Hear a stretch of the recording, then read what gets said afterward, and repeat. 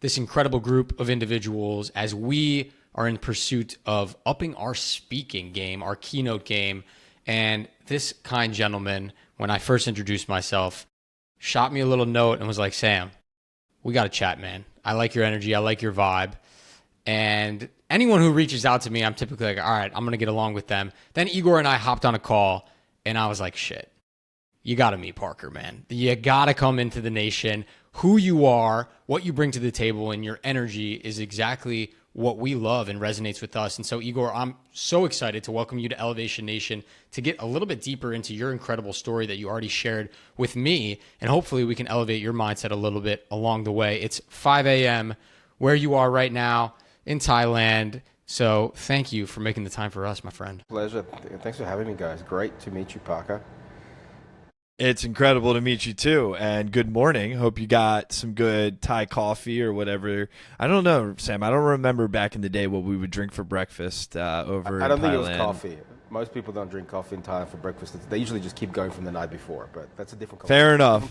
Fair enough. Igor, I will say, when Sam met you, he hyped you up. He messaged me, as he always does, and says, hey, Parker, you got to meet this guy. I went to your LinkedIn. I'm like, oh, my God, 18 plus different experiences and jobs you've held. I can't wait to get into this conversation. But, Igor, I mean, I want to hear, and Elevation Nation wants to hear, we start every podcast the exact same way. We kick it off with an elevator pitch. Tell us a little bit more about yourself. Man, it's going to be a long elevator ride, so just brace yourself. I'll try to summarize. Right, my story is I was born in former USSR, communist. Broke up after became its own country and went bankrupt. Came to Australia when I was almost 11 in '91. 4 suitcases, $200, and 0 English. Right, so this is my second language, as you might tell by my funny accent. Just was born in the wrong place, because I just had this entrepreneurial itch ever since, pretty much since I was a kid. And my first business was actually back in Ukraine. I got my parents into a lot of trouble when I was a kid. In Australia, obviously, flourished with the whole entrepreneurial spirit. Started my first company at 17. Had massive ups and downs. Was a millionaire by 20, from 20 to 22. Became a millionaire in property. Lost everything by 23. Started another company out of literally I was down to the last 20 cents.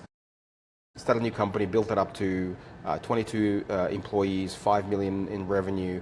By 27, crashed and burned, lost everything again. And then repeated that process, up until almost my 40s, and ended up building an e-com manufacturing company that I expanded to the US, when boomed during COVID. So as it grew, I expanded to the US. 1 year after moving to the US, I was living in Dallas, Texas. I'm currently sort of bouncing between Texas and Australia. Long story there, but I within 1 year of moving, I sold my company. Got an offer to get acquired by a massive, one of the biggest brands in golf, publicly owned, and that was pretty amazing. And from that experience, I have another startup. I've also gone into keynote speaking, which is where Sam and I met, in that little community. And so it's been a roller coaster ride. Now I have a team spread through Asia and Australia for my app, and I'm actually here in Bangkok on a bit of a powwow with the team, getting things done. Getting things done. I think it's always fascinating. I'm reading a ton of, Sam and I read a ton of books, and I think it's always fascinating when I hear an entrepreneur, they say that they made it, right? In Entrepreneurial, they build some business that brings in revenue. And in your case, you were a millionaire before many people even ever reached that number at 20 years old. And I'm always fascinated by the people who say, I kept going, I kept pushing, I kept trying to building, and I ended up back where I started with nothing, and then built it again and got it to a point where why was that a thing? Why weren't you just, I'm a millionaire, let's keep this thing going, no need to keep pushing, life's great. But rather, you took a different route, it seems. Well, I think, I think serial entrepreneur, I call myself a startup addict on LinkedIn, right? And because it's just so accurate, it came to me one day. It's just such an accurate description. I'm totally addicted to the startup game, right? I love going from 0 to 1. That's my sweet spot. And then I get a bit bored, so I need to build a team around me that can, manage a business, or a startup as it gets to a certain size. when I was, in my teenage years, I was like, I'm going to be a millionaire by 20, and I hit it like at 22, right? And then I was like, I'm going to be a billionaire by 30. And so you set these goals, which in hindsight are completely stupid, because they're just a number. It doesn't mean anything. And by 30, as you may have guessed, as alluded to, I wasn't a billionaire. I actually call myself a negative millionaire. Have you ever heard of that term? No, it's where you're so broke you owe people $1 million. I was about to say, you're in a lot of debt if you're a negative millionaire.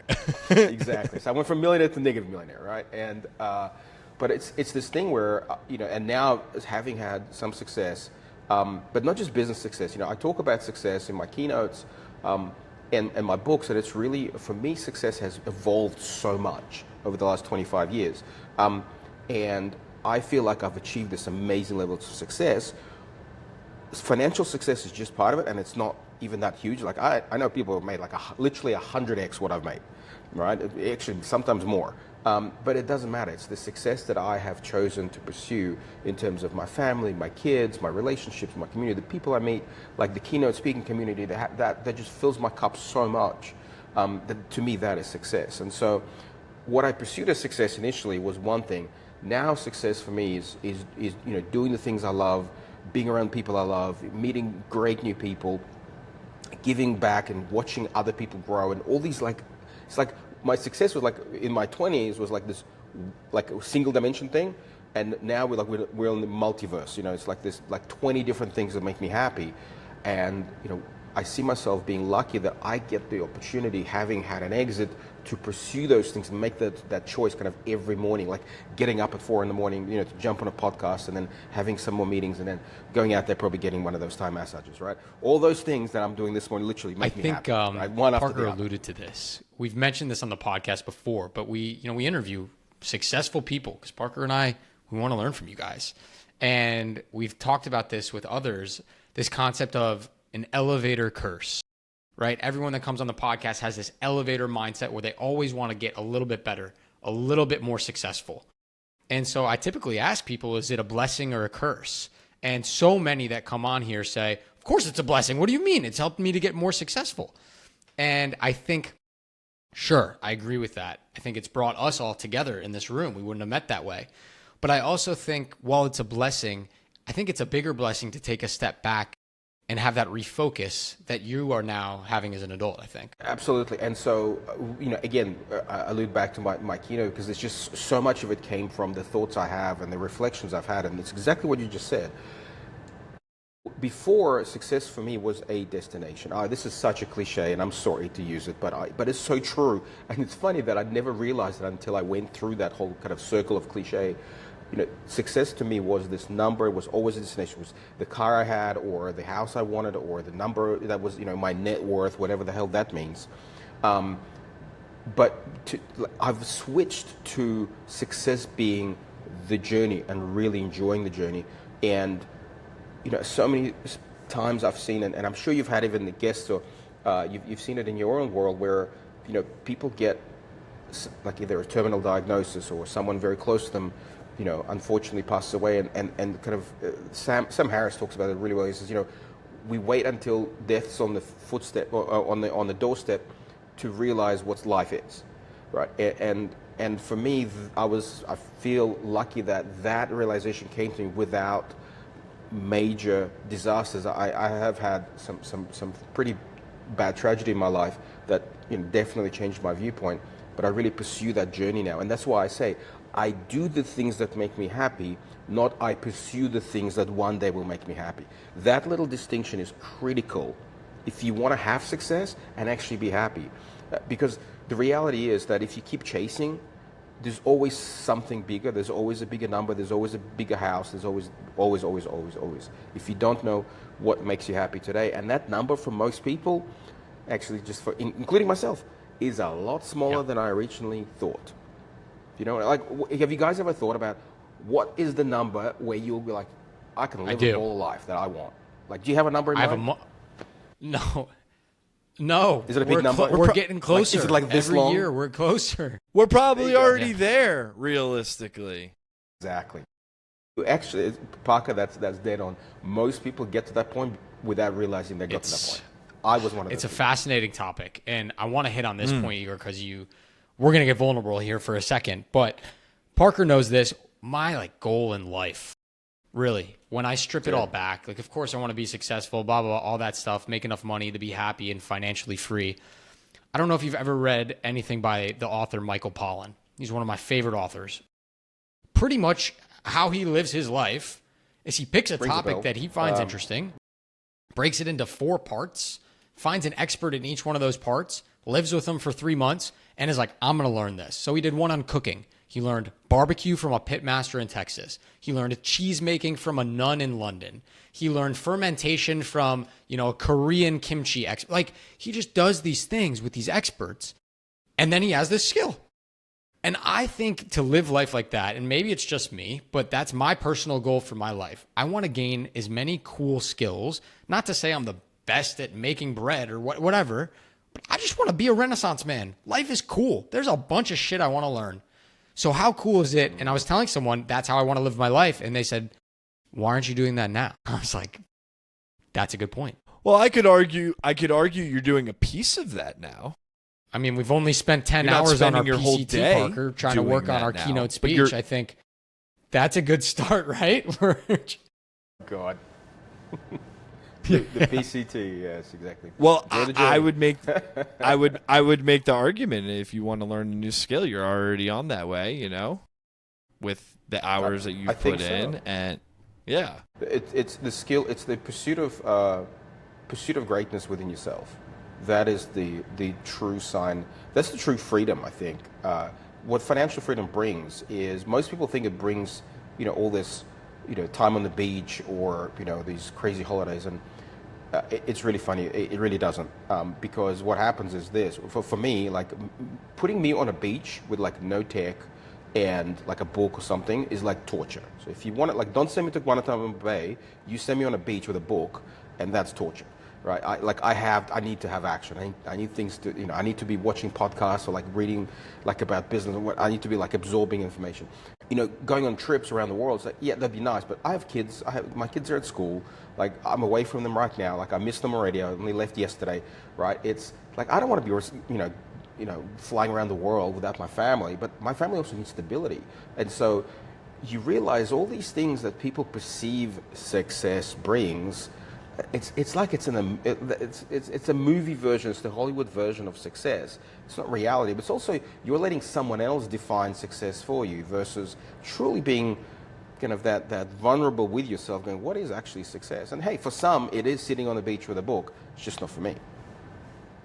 I love where you're going with this, Igor, because I think, to your point about Hollywood, right? Before the phone, we would look and watch movies and TV shows and look at magazines and newspapers and be like, oh, wow, these people seem so distant from where this crazy life that they live is. And, this is the life in the confines of where I'm at. But now we got this phone, social media. You're looking at your friends who are living this grandiose life. You're looking at people who you don't... Allegedly. Allegedly.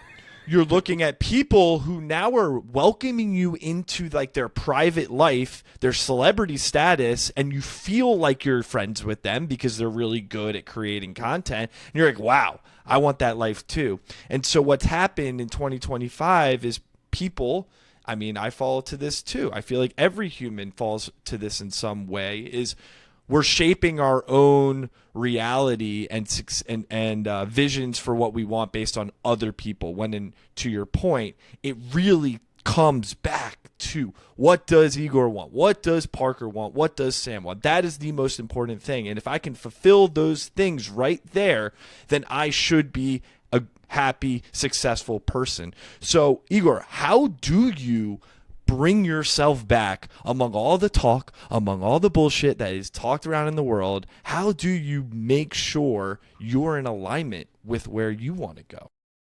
That's a great question. So, and I actually want to add a point that what I see people suffer from is not just that they see this Instagram fake life in others. They are scared to pursue what makes them happy because they see people around them as they will judge them for it based on what the other people see other people's lives having. Do you know what I mean? It's like it's like an Inception. You know, remember the movie Inception? It's like multi-layer view of like yourself. And I say this to people who are over 40. I think some people experience like when you get to 40, you stop giving a shit. It's really fun. I highly recommend it. I highly recommend doing it earlier. But the way sort of I got to that point is twofold. One is a bit of a bit of getting older and wiser and just not giving a shit. And that it's so liberating. I can't tell you. It's like you have to experience it for yourself. We're getting there. We're almost 30. Igor. We're getting older. Just not to care. I was just on the flight over. You're getting there. Yeah, exactly. I was watching the podcast by the subtle art of not giving a fuck. And yeah, like love that book. And it's exactly talks about that, right? And the second thing is, being a little bit vulnerable. I have had extreme tragedy in my life. I buried a child. We have 2 kids. We had one between that died. One literally 24 hours before the C-section that was booked. And I can tell you that there is nothing on this planet that makes you realize what's important in life than a coffin this big. And I'm sorry to kind of go straight into such a sort of a visceral image, but I talk about this. I talk very openly about this because I want people to understand that you do not need to go through tragedy to that level to realize what's important in life. Get there before tragedy hits. It does, and I think... Does that make sense to you? For both of us, and Parker specifically, tragedy struck him out of nowhere, and we've learned a lot already in our 20s about this and the important things in life. And sometimes you have those shakeups if you're unlucky. Sometimes you don't, but you all know someone that is affected by something that shakes them to their core. And I think to actually internalize that, take a step back and get vulnerable and introspective with yourself instead of what typically most people I think do, which is stay surface level, distract themselves, and try to bury their emotions. Parker and I have built this company, this podcast, on helping young men specifically hear stories of other men being vulnerable, getting introspective, and most importantly, being authentically themselves. And that, we think, is the key to being happy, being authentically you. Well, otherwise you will never going to know what makes you happy, right? You're always going to pursue someone else's version of happiness. And that's just not it. And even the great movie, In Pursuit of Happiness, it's a fairly standard, Cinderella story. And that's what most people still see as happiness. And now that I've got kids and, my son's 10 and we talk about success, we talk about what life is about, it's that amazing age where, the kids start to understand the world. And you realize that, holy crap, I have to now teach another human what it means to be happy, right? And I just think of, wow, imagine all these parents out there that don't know for themselves what to be, how to be happy, what that success looks like, and they have kids. And if you don't know it for yourself, how are you going to impart that knowledge, on the people that need it most and they're most valuable to you? It's a strange world to see it happen kind of in real time because social media gives us that view, so clearly. Authenticity is something that I think is becoming ever so important in allowing you to be you and bringing your full self to life, but also differentiating yourself among everything that's happening. Sam and I, we work in corporate America too, and we're seeing this thing called AI taking people's jobs, to making things so much more efficient, and it's taking the technical skills away that we went to school for and we trained up on, and it's making our skills irrelevant. But the one thing we believe that they can't take away is you and your authentic self. And Absolutely. We believe authenticity through business as well is so important. Igor, I'm curious, how has authenticity in the way you portray yourself to others helped you in business and maybe even hurt you?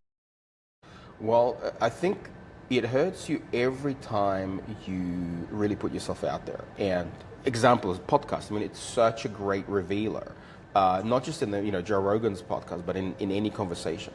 And you always risk something when you when you put a microphone, right? It's Chris Williamson actually. Literally yesterday, I heard him say this, and I love that quote.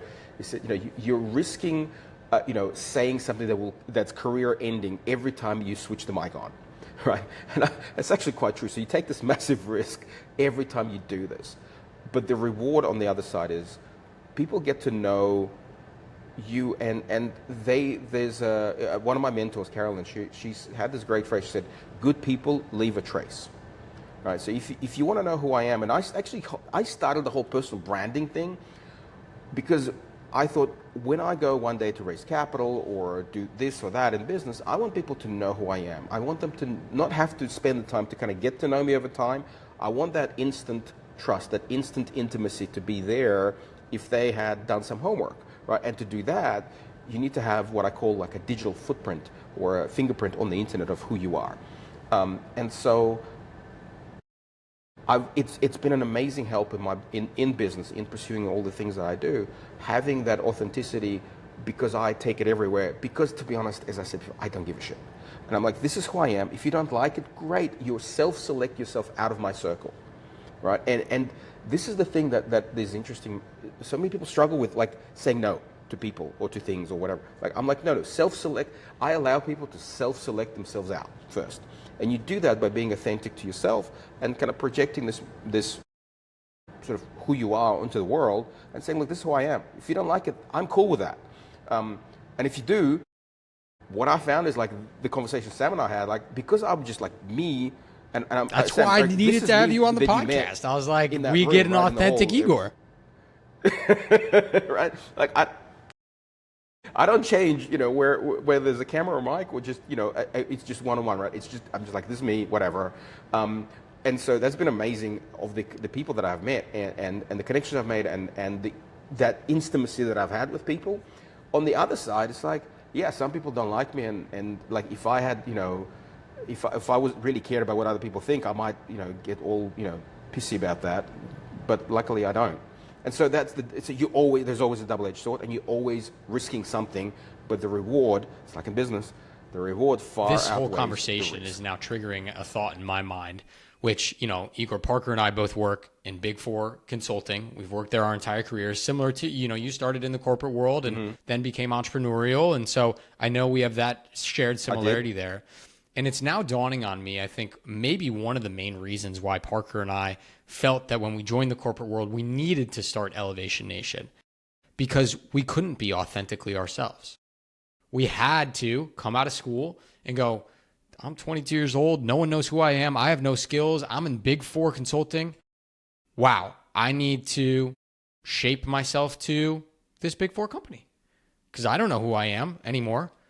And Parker and I were so desperate to go, I'm Sam Panich and I'm Parker Yablon and this is us and this is who we are. But we couldn't be that. At least we thought we couldn't.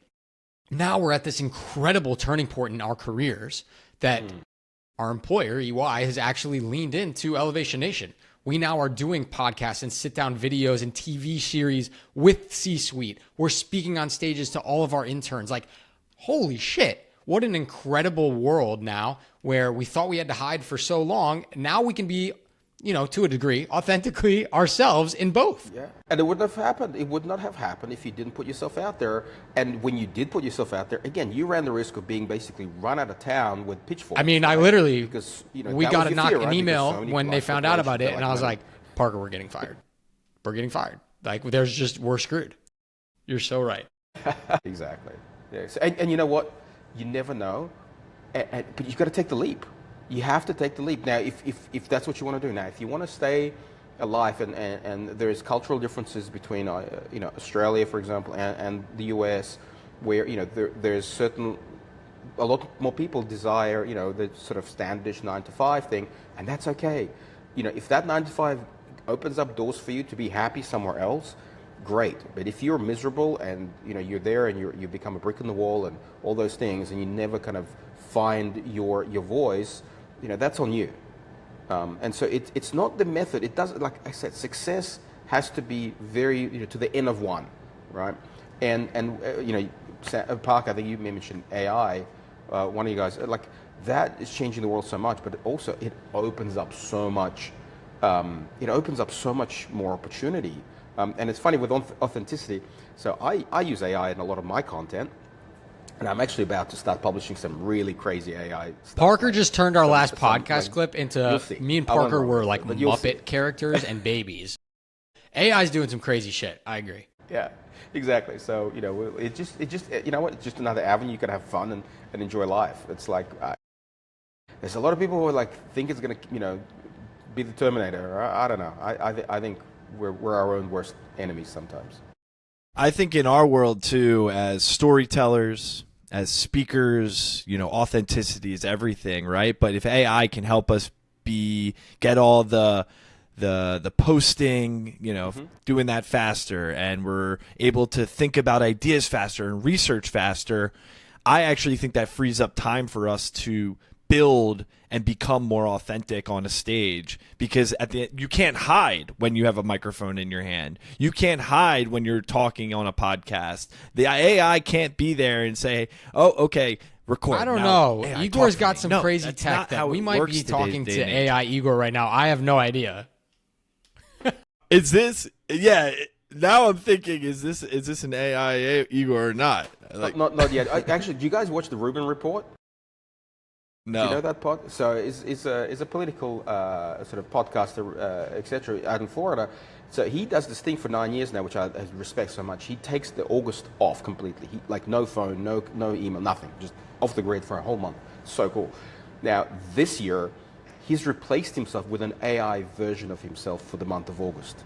So this AI kind of host is running his podcast while he's having a holiday. Now, if that is not a glimpse into the future, I don't know what is. It's so cool. So for now, it's the real me, but next time we talk, I don't know. We'll see.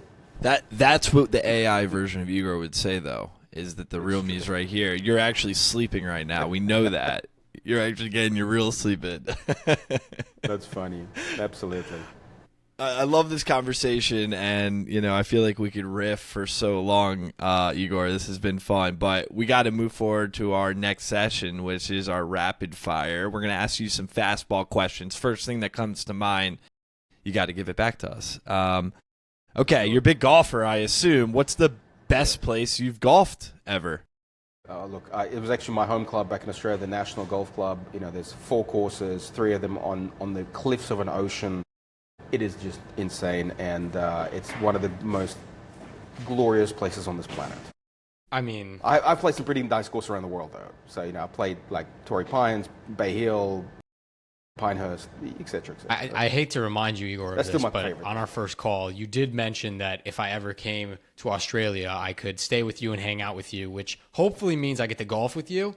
So we might be planning a trip soon. Absolutely. And remember, so I've set up a whole podcast studio in my house. So I have a full, in-person, 3-camera podcast studio. So you can stay at my house and we do a podcast. Listen, and we can I'm go about play to book golf. a flight right now. I don't know I why love you're not it. in Australia. That's amazing. I don't know. I know Parker's like, all right, let me go grab my clubs. All right. Next question I have. This might be like picking a favorite kid, which is hard. You're a serial entrepreneur. You've done so many things.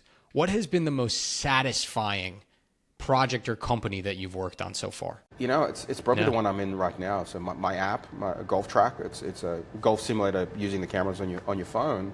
For a couple of reasons. One is I'm building tech that I love building stuff, right, and inventing new stuff. And so the tech is really cool, like really changing the world and stuff like that.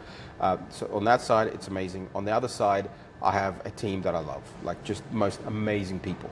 And yeah, those two as a combo, like it's dream come true. Well, I want to check this out because my golf game sucks. I actually challenged myself last week when I played. I was only going to hit with a 5 hybrid on the fairway, and I actually shot one of my best rounds in the last year. So it was crazy. I have to go back to my irons, but I honestly might not even go back to irons. Who knows? All right, last rapid fire, Igor. We're big readers of Elevation Nation. We always ask for a book recommendation. Besides The Subtle Art, what's another book recommendation that you have for Elevation Nation? I think Elon Musk's biography, the latest one, that was one of my favorites recently. And I'll throw a second one in because you got to have two. The other one is the story of Nike. Shoe Dog, that is just so amazing. Both very authentic, very deep into what it takes to get to this level. Incredible books. And I love just those. read Bad Blood, which was similar kind of storytelling vibe to Shoe Dog. I love those like nonfiction books that are just page turners. You're like, holy shit, I can't believe that happened. Yeah, that's pretty much all I read. I just read nonfiction, except like a bit of sci-fi. But yeah, I love crazy Bad story. Blood. I've watched the Well, documentary. Igor, It's I know so it cool. sounds like it's breakfast time here in Thailand. I want to leave you with our final question, something that unites every single elevator that comes on the podcast and joins the nation. But more importantly, now that you're in our speaking community with us, every person we talk to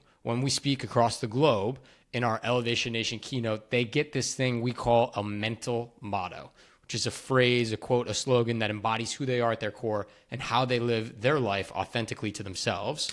So, Igor, we want to know, what is your mental motto? Success is inevitable. Success is inevitable. Talk us through that. What does that mean to you? Man, that's a whole different podcast. Like, I mean, we didn't get to our whole sure you got time? 'Cause this is the manifestation next hour gone. questionnaire that I had ready for you. So maybe we'll have to do a part 2 in Australia. I don't know. To do a part 2 in person. So this is the one thing I've learned is I always had this feeling like that I will succeed no matter what. My parents gave me that gift. I didn't know when, right? But when I reflected back on everything, I knew that like I figured it out. It's like it is there if you want it. If you want success to become a guarantee, there is a way to do it. And so I live by that. It's like whatever I pursue, I know that it's coming. There is no doubt about it in my mind. And so that's how I live, and that's how I do my business, and that's how I run my family, and this is how I teach my kids. It's like it is there for you for the taking. A beautiful mental motto. It depends on you whether you get there or not. And gosh, I'm just so grateful that you reached out, sent me a friendly welcome when we first joined Impact 11. I'm grateful that we had that first call, and I'm even more grateful that we finally get to welcome you to Elevation Nation. Thank you for being authentically you. You don't even know it, but you're a mentor already in my life and someone I look up to and how I want to be successful with Parker. So I'm excited for us to get on a stage together one day and rock the show. And just thank you for joining us. No, pleasure. And hey, Yes. one more thing I just want to... I know, we we didn't- talked about my board game, which we also didn't even talk about. We'll plug it. Entrepreneurial. But I know, but I just plug it. But more, plug it. Remember, I'm giving it away. So if there's anyone in your community or through the whole community, whatever, if we can find a way to give it away, to spread the addiction of entrepreneurship, I'm your guy. And so put some notes maybe in the comment section or whatever about it. But I'm here to spread that. I'm giving some games away here in Bangkok. I'm going to Philippines next month and actually Pakistan, and working with entrepreneurs in those countries. Let's spread this amazing addiction. We'll figure out a way to get it for to as change, many elevators as entrepreneurship. possible. So I'll send you a note on that. But Igor, you're generous, you're wise, and you got a good golf game. Welcome to the nation, my friend. I appreciate it. Thanks for the time, guys, and it's been We fun. definitely I will. I hope we get to do this again. We must. You're the man.